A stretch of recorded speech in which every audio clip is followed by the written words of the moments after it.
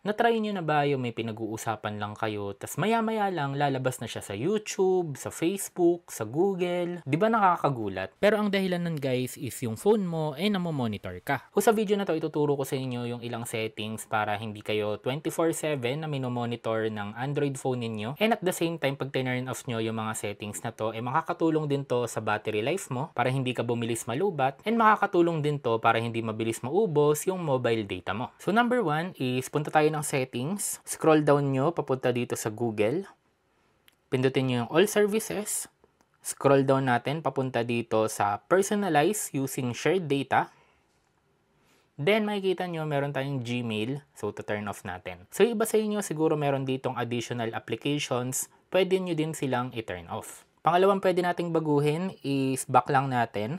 Punta naman tayo ngayon dito sa usage and diagnostics.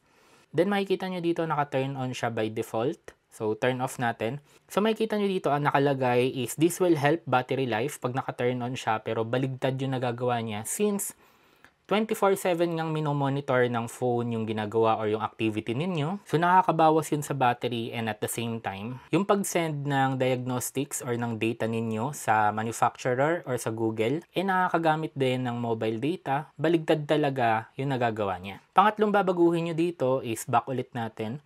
Punta naman kayo dito sa ads. So ang gagawin nyo lang dito is kiklik nyo tong delete advertising ID. So yan, delete natin.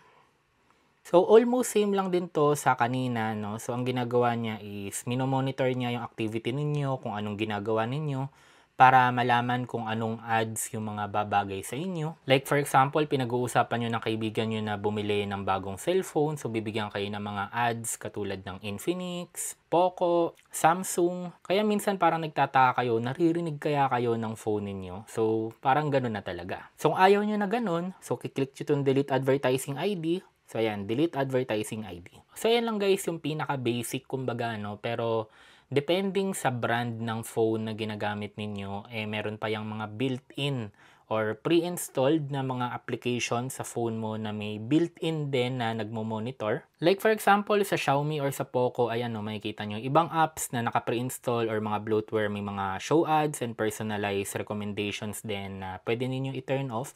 Pero, hindi ko na siya nilagay dito sa video since ginawa ko muna yung video na to for general users. Yung kumbaga kahit anong brand ng phone mo makikita nyo yung settings na yon. Pero in the future, tatry ko gumawa ng per individual brands like for Poco, for Tecno, for Infinix, kung paano tanggalin yung mga ads sa mga software nila. So yun lang guys, don't forget to like, comment, and subscribe. See you in the next video.